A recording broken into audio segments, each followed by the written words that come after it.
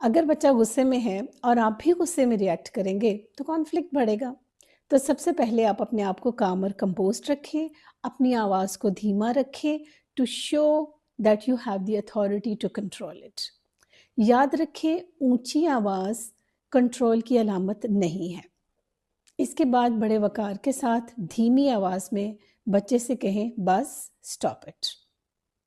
کبھی آپ American president Joe Biden کا وہ ایک فیمس ویڈیو کلپ دیکھیں جس میں انہوں نے کہا ہے We will not forget, we will not forgive, we will hunt you down and make you pay for it۔ ایک سپر پاور چیخنے چلانے کی بجائے بہت دھیمے لہجے میں ایک سیریس تھریٹ دے رہی ہے کہ ہم آپ کو چھوڑیں گے نہیں۔ سو آپ بھی یہی ٹول استعمال کریں۔ میرا ایک سبجیکٹ ہے کریٹیکل ڈسکورس انالیسس۔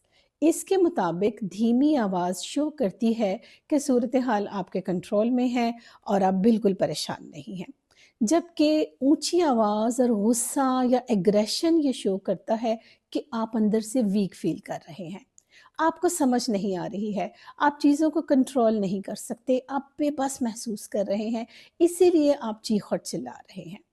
سو اس صورتحال میں سب سے پہلے اپنے آپ کو کام اور کمپوزڈ کریں اور بہت دھیمی آواز میں بات کریں۔